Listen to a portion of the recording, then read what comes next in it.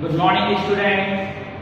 आज हम पशुपालन का दूसरा लेक्चर लेंगे और हमारा चैप्टर जो चल रहा है पार्ट 1 चल रहा है, चैप्टर 1 चल रहा है। उस चैप्टर का नाम है पशु आहार एवं पोषण। चलिए शुरुआत करते हैं, समय बिल्कुल बर्बाद नहीं करेंगे। ठीक है, चैप्टर का नाम क्या है? पशु आहार। हम पढ़ रहे हैं पशुपालन एनिमल हस्बेंड्री और इसमें हम पढ़ रहे हैं पशु आहार एवं पोषण। नाम याद है ना आपको?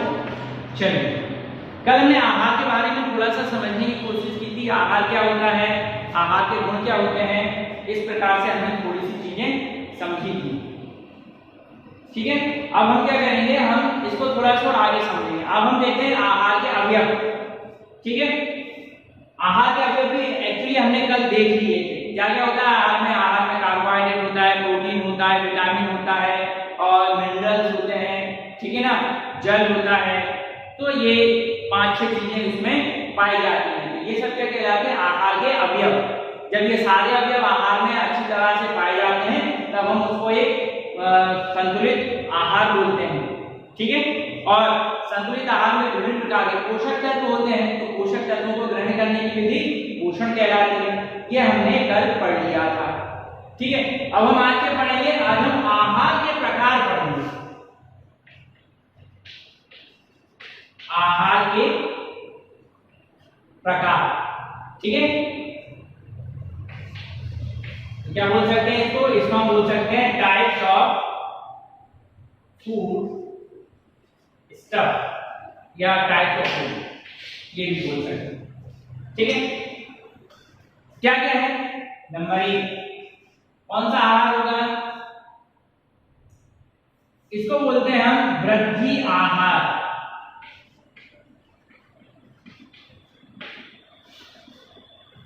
ग्रोथ फूड या ग्रोथ ईटिंग स्टफ। ठीक है, ये एनिमल स्टफ। चलिए, वृद्धि आहार से क्या मतलब है? ऐसा आहार जो होता है वो छोटे बच्चों को दिया जाता है।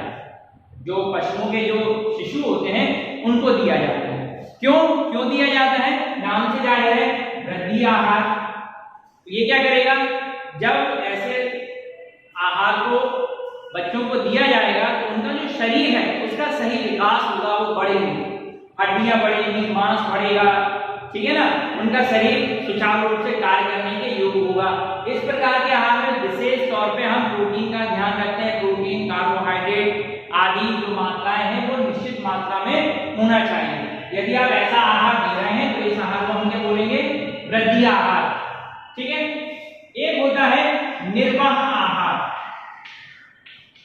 निर्वाह आहार, निर्वाह मतलब मेंटेनेंस फूड। ठीक है, निर्वाह। अब निर्वाह का क्या मतलब होता है? निर्वाह का मतलब होता है कोई भी आहार जो हम पशु को आहार दे रहे हैं, उसका जो भोजन है, चारा जो है, उसको जो हम दे रहे हैं वो इतनी मात्रा में हो कि जो पशु है वो जीवित रह सके। क्या कर सके? जीवित रह सके और उसकी वृद्धि भी हो सके। ठीक है, जीवित भी रह सके, मींस वो सरवाइव कर सके और क्या हो, उसके अंदर ग्रोथ भी होती रहे।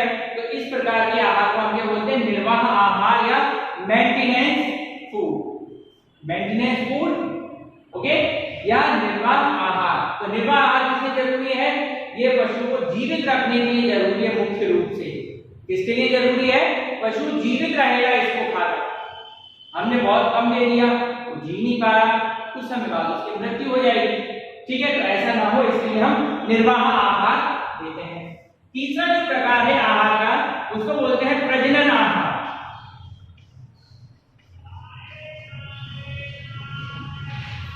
ठीक है, प्रजनन आहार, रिप्रोडक्टिव फूड। अब ये जो है प्रजनन आहार क्या है?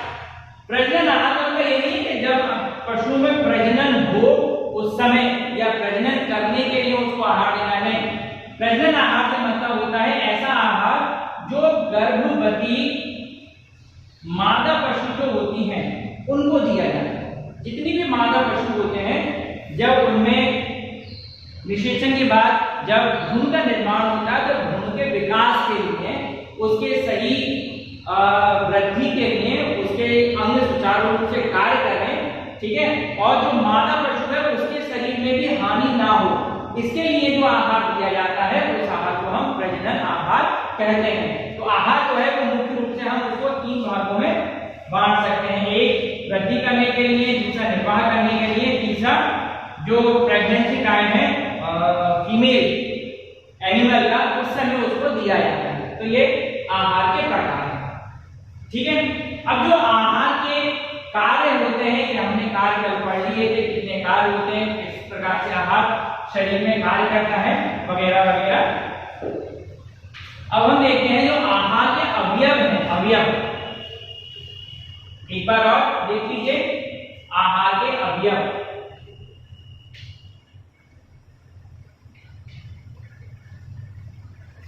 आहार के अवयव क्या बोलेंगे इसको हम? Component of food. आहार के अवयव कौन कौन से अवयव बताए थे मैंने आपको बताया था कार्बोहाइड्रेट,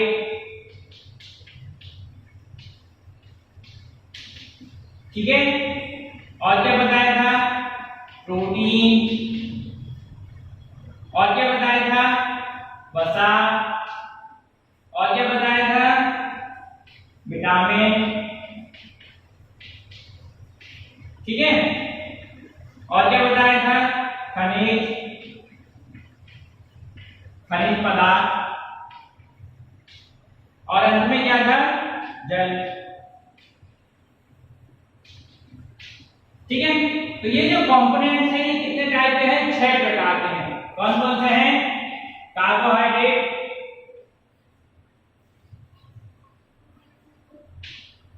दूसरा प्रोटीन, तीसरा लिपिड, चौथा विटामिन, पांचवा मिनरल, और 6 वाटर, पानी, ठीक है। ये 6 टाइप के हैं, ये अवयव है, याद रखिए इनको क्या बोलते हैं हम? अवयव। ये होना चाहिए, बस इनकी जो बैलेंस है, इनकी जो क्वांटिटी है वो चेंज हो जाती है। जब आप प्रजनन आहार दोगे पशु को तो कौन सी चीज ज्यादा रखनी है उसमें, या फिर जब हम उसको निर्वाह आहार दे रहे हैं तो हमको कौन कौन से घटक उसमें ज्यादा रखने हैं या कौन सा घटक कम रखना है, तो इनकी मात्रा कम या ज्यादा हो सकती है, लेकिन ये होंगे सभी, याद रखिए। ऐसे नहीं कि हम किसी पशु को केवल कार्बोहाइड्रेट ही दे रहे हैं तो वो शक्कर थोड़ी खाएगा, या किसी पशु को हम केवल वसा ही वसा खिला रहे हैं तो चर्बी थोड़ी खाएगा। याद रखना है हमको, इनकी मात्रा कम या ज्यादा हो सकती है, उसकी आयु के आधार पर, उसके वजन के आधार पर, उसके लिंग के आधार पर, उसकी कार्य क्षमता के आधार पर हम इनकी मात्रा कम या ज्यादा करते हैं, ठीक है। अब ये देखते हैं कि ये जो अवयव है इन अवयवों के क्या कार्य हैं, ठीक है। तो इन अवयवों के कार्य देखेंगे, हम एक एक करके देखेंगे।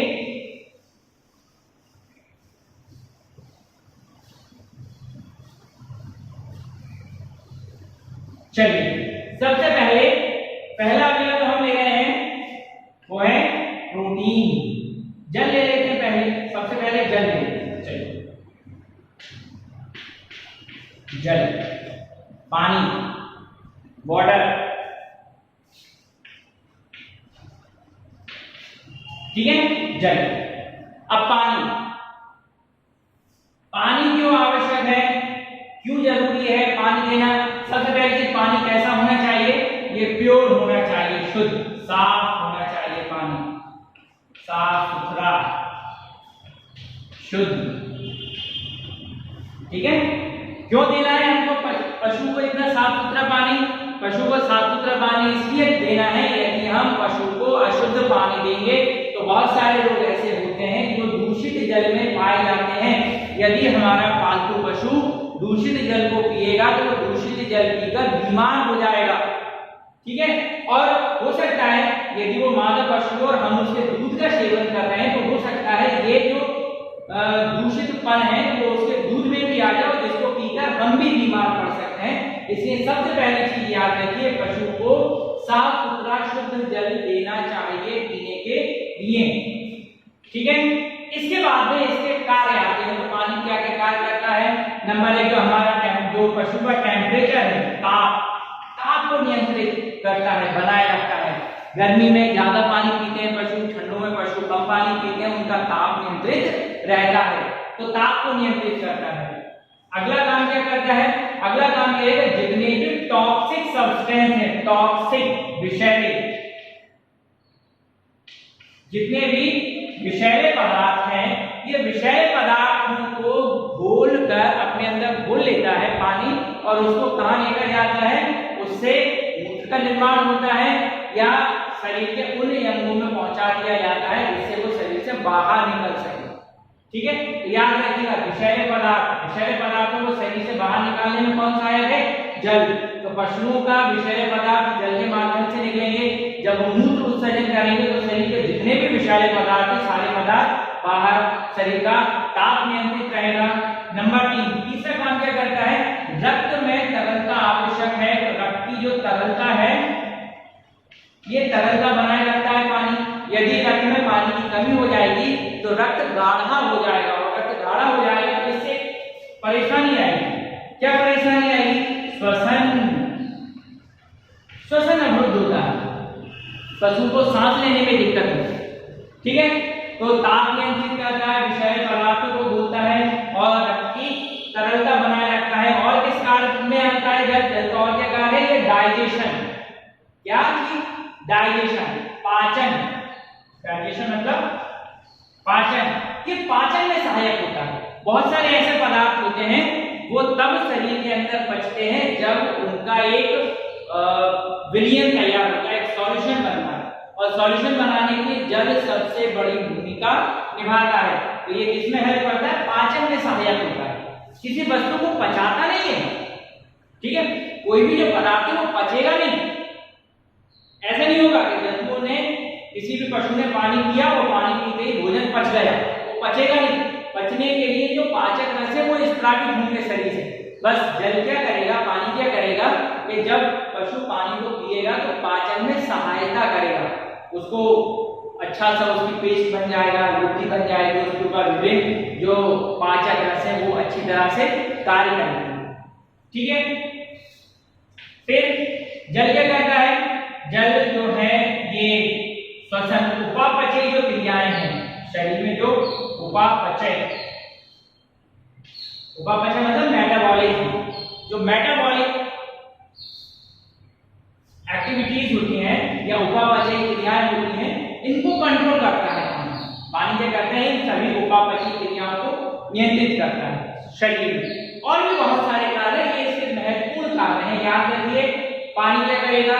ताप को नियंत्रित करता है, विषैले पदार्थों को शरीर से बाहर निकालने में सहायक होता है, रक्त जो है रक्त की तरलता को बनाए रखता है, पाचन में सहायक होता है और उपापचय क्रियाओं को नियंत्रित करता है।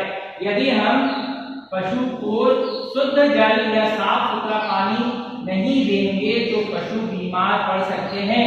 तो हमको सबसे पहली चीज ये भी ध्यान में रखनी है, जब हम किसी भी पशु को पालन करेंगे, उसको जब हम घर में रियरिंग लेंगे या बाड़े में उसको पालेंगे, तो सबसे पहले चीज ध्यान में रखनी है, हमको पशु के लिए एक ऐसी व्यवस्था करनी होगी जिस व्यवस्था में उसे शुद्ध जल मिल सके। यदि जल शुद्ध नहीं होगा तो पशु बीमार पड़ जाएगा। याद रखिए। तो ये था आहार का पहला अवयव। अब दूसरा अवयव ले लेते हैं, उस अवयव के कार्य देखते हैं। दूसरे नंबर पर लेते हैं हम प्रोटीन। जो आहार का दूसरा अवयव है, दूसरा अवयव प्रोटीन। 6 अवयव लिखे थे, उनमें से एक अवयव जल है, वाटर, दूसरा है प्रोटीन। ठीक है, अब प्रोटीन क्यों जरूरी है? ये तो बहुत जरूरी है। नंबर 1, प्रोटीन क्या करता है? प्रोटीन करता है कोशिका निर्माण।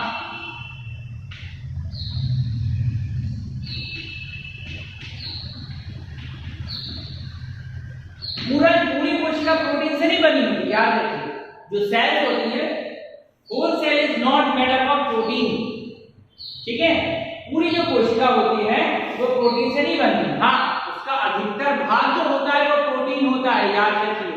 तो प्रोटीन मतलब कोशिका के निर्माण में सहायक, उसको बनाने में क्या करती है, सहायता देती है। और जब कोशिका बनेगी तो क्या होगा कि वृद्धि, तो जब कोशिका निर्मित होंगी तो क्या होगी, वृद्धि होगी। तो प्रोटीन किसके लिए सहायक है, वृद्धि के लिए सहायक है। ऐसा पशु शिशु जिसका जन्म हुआ है उसके चारे में ऐसे अवयव होने चाहिए जिनमें प्रोटीन अधिक पाया जाता है, जब प्रोटीन अधिक होगा तो उसकी वृद्धि अच्छे से होगी। और क्या कार्य प्रोटीन का, हमको पता है जो दूध होता है उसमें प्रोटीन होता है, जो अंडा होता है उसमें भी प्रोटीन होता है, जो मांस होता है उसमें भी प्रोटीन होता है, ठीक है। और जो ऊन होता है वो ऊन भी किसका बना होता है, प्रोटीन का ही बना होता है। अब देखिए यहाँ से एक चीज बिल्कुल क्लियर है, अगर हमें किसी ऐसे पशु का पालन कर रहे हैं जिससे हमें दूध लेना है तो उसके आहार में प्रोटीन होना चाहिए, वो प्रोटीन खाएगा तभी तो दूध में हमको प्रोटीन अधिक मिलेगा। इसी तरह यदि मान लीजिए हम ऐसे पक्षी का या ऐसे जीवों का पालन कर रहे हैं जिससे हमको अंडे प्राप्त कर रहे हैं, तो अंडे भी तभी अच्छे होंगे जब उनमें प्रोटीन अच्छा होगा। तो ऐसे पशु या ऐसे पक्षी, मुर्गी वगैरह, जब हम उसका पालन कर रहे हैं तो उसको हमको प्रोटीन युक्त आहार देना पड़ेगा जिससे उसका अंडा अच्छा होगा, बड़ा होगा और पौष्टिक होगा।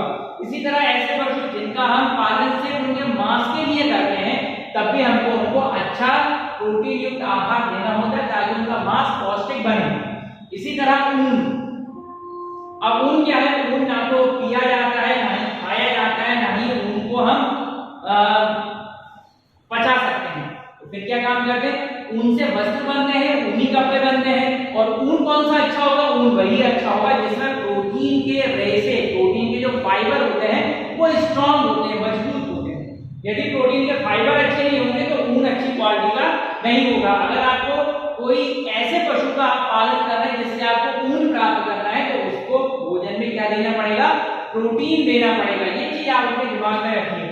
प्रोटीन से और क्या होता है, अब पशु है, घूम रहा है, फिर रहा है, खेल रहा है, उछक रहा है, कूदक रहा है, एक दूसरे से लड़ते भी हैं और ये लड़ाई उस समय ज्यादा बढ़ जाती है नर पशुओं में जब उनका प्रजनन काल आता है। तो ऐसी स्थिति में उनको चोट लग जाती है, शरीर जो होता है वो डैमेज हो जाता है, इंजर्ड हो जाता है। तो चोट को भरने के लिए, मरम्मत करने के लिए, जितनी भी चोट है, चोट को ठीक करने के लिए, हील करने के लिए भी कौन आवश्यक है, प्रोटीन। जब कोई पशु चोटिल हो जाता है, इंजर्ड हो जाता है, तो उसको हमें क्या देना चाहिए, प्रोटीन युक्त। ऐसे नहीं केवल प्रोटीन देना है, उसके आहार में प्रोटीन की मात्रा बढ़ाई जाएगी।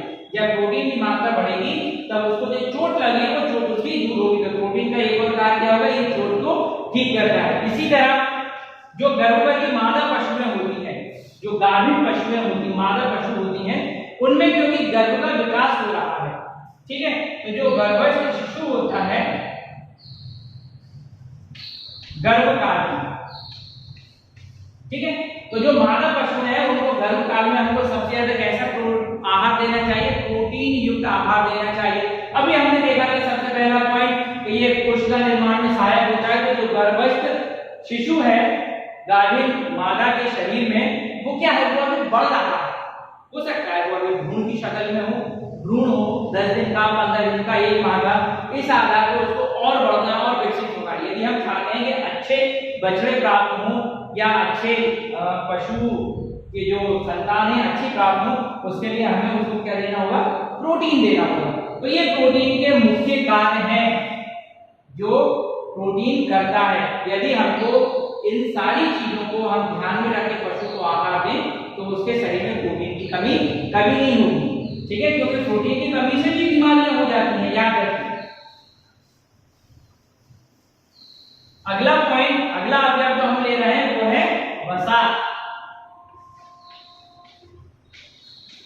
वसा, लिपिड, ठीक है, लिपिड। चलिए वसा, वसा, वसा को और क्या कह सकते हैं हम, इसको बोल सकते हैं चर्बी, चर्बी के नाम से भी जानते हैं वसा। तो वसा क्या करता है, वसा का पहला कार्य क्या है, वसा का सबसे महत्वपूर्ण जो कार्य है वो ये है, ये वसा कार्बोहाइड्रेट के स्थान पर ऊर्जा प्रदान करने में भूमिका निभाती है। पशुओं में वसा, जब शरीर में कार्बोहाइड्रेट की कमी हो जाती है तो उसकी कमी में उसके स्थान पर वसा का उपयोग होता है शोषण में, जिसके जाने से क्या मिलती है, ऊर्जा। तो याद रखिए, तो वसा से क्या प्राप्त होती है, कार्बोहाइड्रेट के बाद में दूसरे नंबर पे सबसे अधिक ऊर्जा किससे प्राप्त करता है जंतु शरीर, वसा से प्राप्त करता है। नंबर 2, वसा चर्बी के रूप में होती है। ठीक है, जो आहार नाल होती है, आहार नाल के चारों तरफ चर्बी की एक परत पाई जाती है जिसको हम जिसमें रक्त केशिकाएं होती हैं, और ये रक्त केशिकाएं क्या करती हैं, ये रक्त केशिका ब्लड कैपिलरी जो खाना पच जाता है उस पचे हुए रस को आहार नाल से निकालकर मुख्य जो रक्त वाहिकाएं होती है उसमें पहुंचाने का काम करती है। ठीक है, तो ये कार्य कौन करता है, वसा। ठीक है, इसी तरह जो त्वचा के नीचे वसा का स्तर होता है ये पशु को ठंड से बचाता है। किससे बचाता है, ठंड से।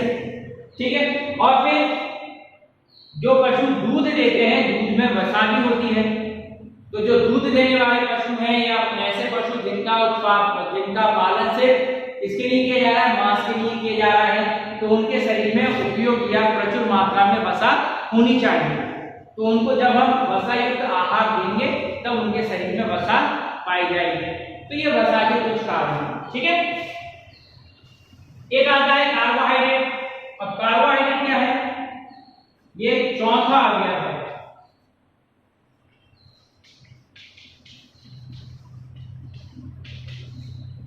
कार्बोहाइड्रेट, अब कार्बोहाइड्रेट किस लिए काम देता है, कार्बोहाइड्रेट का जो मुख्य कार्य है ऊर्जा प्रदान करना है,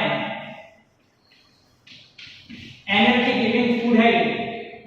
ठीक है, ये जो अवयव है कोई भी हो, कैसा भी पशु हो, किसी के लिए भी आप उसका पालन कर रहे हैं, चाहे अंडे के लिए पालन कर रहे हैं या आप उसका मांस के लिए पालन कर रहे हैं या फिर आप उसका दूध के लिए पालन कर रहे हैं या फिर आप उसका ऊन प्राप्त करने के लिए पालन कर रहे हैं या दुई उपयोगी नस्ल है, दूध भी ले रहे हैं और उसका मांस भी आप यूज करेंगे या अंडे भी ले रहे हैं और उसका मांस भी यूज करेंगे। ठीक है, या फिर आप मांस के लिए भी कर रहे हैं और ऊन के लिए भी कर रहे हैं, कोई भी आप किसी भी दृष्टि से यदि आप पशु को पालन कर रहे हैं तो याद रखिए कैसा भी पशु हो उसको ऊर्जा तो चाहिए, और ऊर्जा किससे मिलती है, कार्बोहाइड्रेट से मिलती है। ठीक है, और इसको सभी प्रकार के पशुओं को हमें देना होता है, चाहे वे पशु किसी भी श्रेणी का हो। ठीक है, और उसके कार्य क्षमता के आधार पर कार्बोहाइड्रेट की मात्रा कम या ज्यादा हो जाती है। जो पशु भारी सामान या भारी कार्य को संपादित करते हैं उनके पोषक, उनके जो आहार है उसमें कार्बोहाइड्रेट की मात्रा बढ़ जाती है। ठीक है, ये चीज आप अपने ध्यान में रखिए।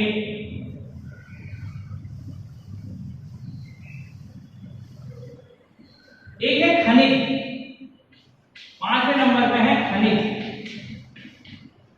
5वां अवयव क्या ले रहे हैं हम, खनिज। अब खनिज विभिन्न प्रकार के होते हैं, बहुत सारे खनिज।